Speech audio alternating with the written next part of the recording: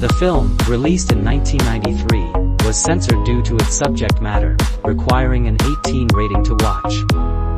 The movie is about a woman who was forced into prostitution, castration, betrayal, sexual assault, homosexuality, drugs, suicide, and the Cultural Revolution. These elements come together to form this movie, which is a masterpiece in the history of Chinese cinema. Even today, it remains unparalleled. Next, let's divide the movie into 3 parts to analyze it. Part 2, Love and Deception. The time came to 1937, on the eve of the Marco Polo Bridge incident. Xiao Duzi and Xiao Shitu had transformed their identities and became stars in Peking opera. They changed their names to Qingjie and Duan Xiaolu. The theater was packed with people who came to watch the performance, filling every corner of the venue. Sitting in a private box on the second floor of the theater was a person whom the theater manager treated with great respect. That person was Master Yuan.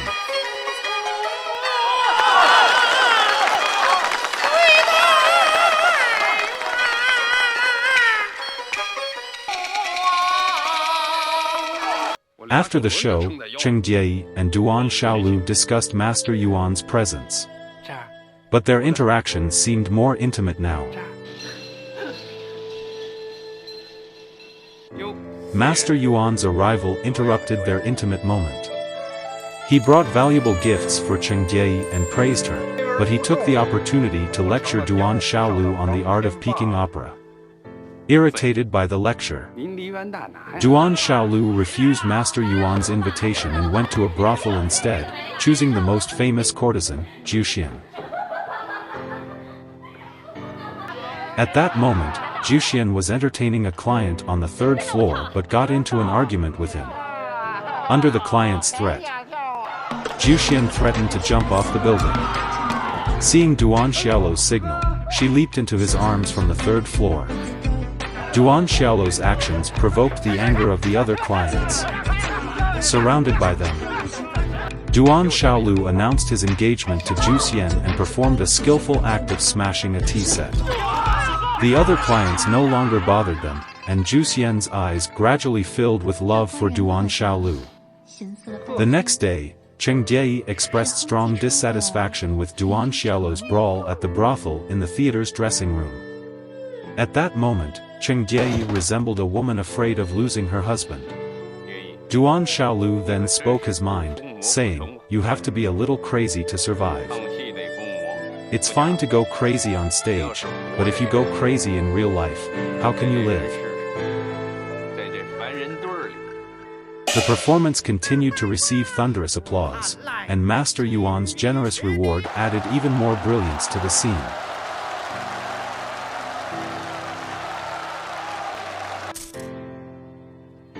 Zhu Xian used her savings, including her own shoes, to redeem herself. She ran to the backstage of the theater to find Duan Xiaolu, tearfully calling out to him. Zhu Xian expressed that she couldn't stay in the brothel anymore. She then resorted to threatening to jump off the building to force Duan Xiaolu to marry her.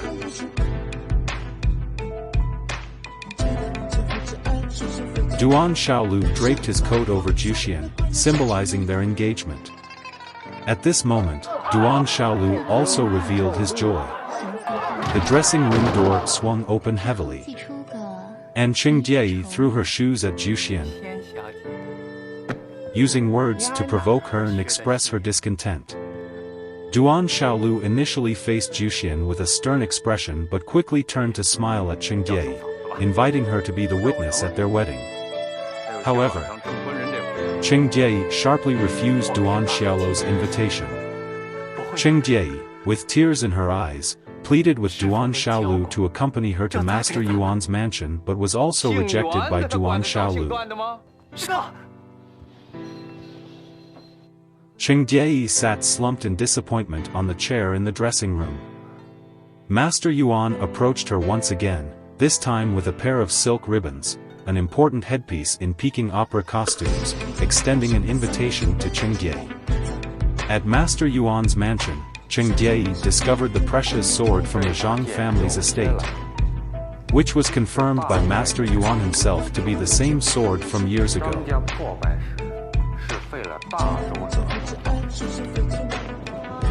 In the mansion, Qingdiayi and Master Yuan performed together in the garden, their actions showing a high level of intimacy.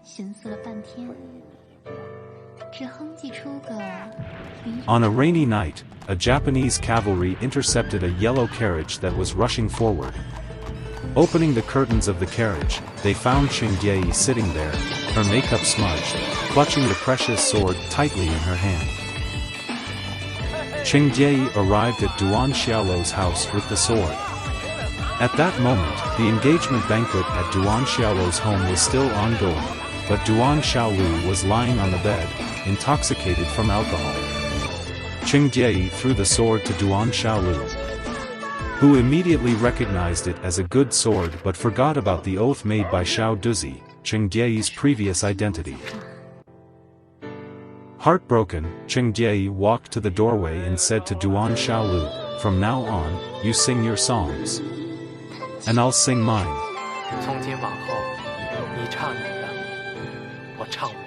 Then she disappeared into the rainy night amidst the footsteps of the Japanese troops entering the city.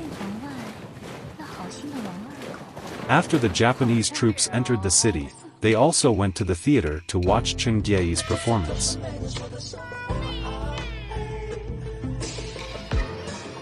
During the show, there was a power outage. When the electricity was restored, Yuan Xia, sitting in the private room, stood up first to applaud Qingdiayi. Led by Yuan Xia, the audience and the Japanese also applauded and cheered for Qingdiayi.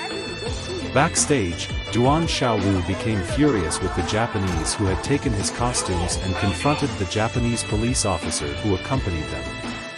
Upon receiving the news of Duan Xiaolu's arrest, Qingdiayi immediately put on her clothes and prepared to go to the Japanese to negotiate, offering her performance in exchange for Duan Xiaolu's freedom. At that moment, Juxian found Qingdiayi. Qingdiayi took off her coat and silently looked at Juxian. Juxian expressed that as long as Qingdiayi could rescue Duan Xiaolu, she would leave Duan Xiaolu and return to the brothel.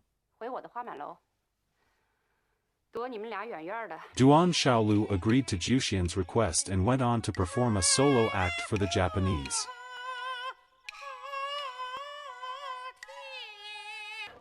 Qingdiayi and Juxian successfully rescued Duan Xiaolu. The first thing Duan Xiaolu said when he saw them was to question Qingdiayi, "Did you perform for the Japanese?"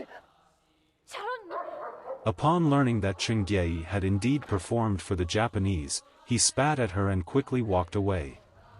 Duan Xiaolu and Juxian left in a car, leaving Qingdiayi behind. The barking of military dogs shattered the tranquility of the night, and soon many people were brought out and executed by the Japanese. Amidst the lively firecrackers, the bride Juxian pushed aside her bridesmaids, lifted her red veil, and eagerly rushed towards Duan Xiaolu. This action indicated that Juxian did not keep her promise. In the glow of the red candles, Juxian declared that she would bear children for Duan Xiaolu and prevent him from performing in operas. During Duan Xiaolu's wedding night, Qingdiayi and Yuan Xia shared a drink together. After consuming alcohol, Qingdiayi and Yuan Xia were in a room illuminated by candlelight, applying makeup to each other. Their intimate gestures suggested that it would not be a peaceful night. Afterwards, Qingdiayi lay alone on the bed, indulging in drug use and displaying a satisfied expression, reminiscent of the aftermath of smoking. In the streets adorned with Japanese flags, Qingdiayi walked out of the theater alone, smoking a cigarette. On the signboard behind her, only Qingdiayi's name was visible, with no mention of Duan Xiaolu. Meanwhile, Juxian was seen driving a group of people away. Through their conversation, it was revealed that Duan Xiaolu found pleasure in fighting crickets and did not have any real job. As Juxian expelled others, Duan Xiaolu expressed his dissatisfaction by throwing objects and claimed that he only knew how to sing operas and nothing else. While picking up the broken pieces from the ground, Juxian informed Duan Xiaolu that their master was looking for them in the master's theater. He rebuked Duan Xiaolu for indulging in eating, drinking, whoring, gambling, and abandoning his opera career, as well as pawning his costumes. He disciplined Duan Xiaolu by using a paddle, while Juxian commented that the master only punished Duan Xiaolu and not Chengdiei. Duan Xiaolu stood up in front of the master and scolded Juxian, while Juxian revealed that she was already pregnant. Upon learning this, the master, while continuing to admonish Duan Xiaolu, also accepted the fact that Duan Xiaolu would marry Juxian. The master passed away while teaching his apprentices, and everyone left the theater except for one child who remained. This child was the abandoned baby that Chengdiei had rescued years ago, now named Xiaoxi. Chengdiei took in Xiaoxi and provided him a home. In the midst of the celebration of Japan's surrender, Chengdiei, Duan Xiaolu, and Xiaoxi attended the master's funeral. In Duan Xiaolu's home, Juxian was preparing various baby clothes in anticipation of the arrival of their newborn. From Juxian's belly, we could tell that the birth of the child was imminent. After the victory of the War of Resistance, during a performance for the Nationalist Army, soldiers from the Nationalist Party insulted Chengdiei using flashlights and derogatory language. Chengdiei stopped the performance and was surrounded by the crowd. Duan Xiaolu led the members of the theater troupe from backstage to the stage to rescue Chengdiei. Duan Xiaolu's remark, "Even the Japanese didn't cause such a disturbance before," provoked a violent reaction from the Nationalist Party members who began to attack him. Juxian, witnessing Duan Xiaolu being beaten, rushed onto the stage in an attempt to pull people away and save him, but she too was assaulted. And she lost her child. As the members of the theater troupe were taking Juxian to the hospital, police officers rushed in and took Chengdiei away, informing everyone, Chengdiei is accused of being a collaborator. Juxian lost her child, and she pleaded with Duan Xiaolu on the bed, asking him not to pursue with Chengdiei anymore. Chengdiei nodded and agreed. At Yuan Sai's residence, Duan Xiaolu asked Yuan Sai to help rescue Chengdiei, but Yuan Sai mocked him.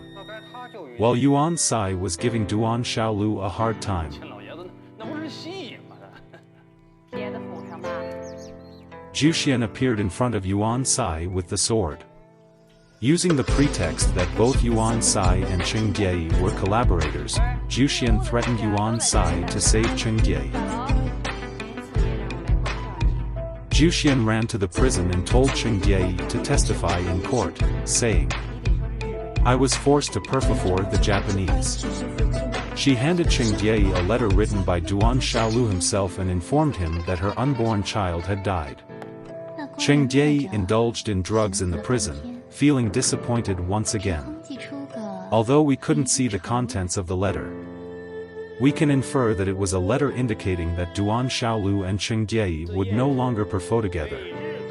In court, Yuan Sai and Duan Xiaolu provided false testimony for Chengdiei, while Chengdiei stated that the Japanese did not him and mentioned that if Aoki, a Japanese man, were alive, he would have brought Peking opera to Japan. And he asked the judge to kill him, denying Chengdiei the opportunity to perforce like killing him, and Chengdiei would rather live in his own dream. Yuan Sai angrily left the courtroom, and Duan Xiaolu followed him. Juxian spat on Chengdiei's face. A group of soldiers also entered the courtroom, and after handing a document to the judge announced a suspension of the trial and released Chengdiei. The judge approached Chengdiei and said, "Mr. Cheng, see you later." It turned out that the commander of the Kuomintang army invited Chengdiei to perform him. The performance and repertoire were the same as the ones Chengdiei performed for the Japanese, both being the Peony Pavilion.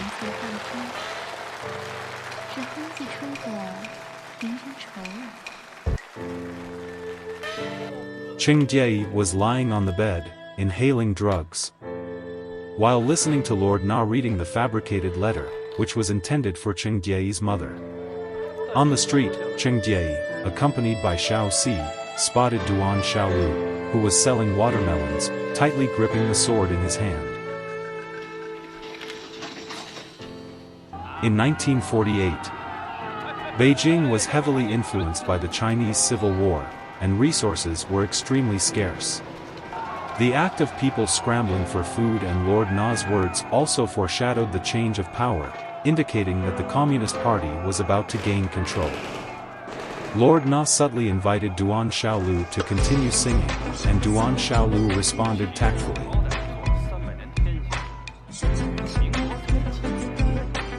The person selling cigarettes behind them was none other than Zhang Gonggang, who was once wealthy and influential.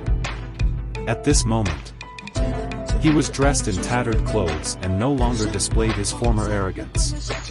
Even when Duan Xiaolu and Cheng Jie spoke to him, he gazed expressionlessly ahead. This also signified the end of the old era and the despair of the former elite. The next part will be even more exciting.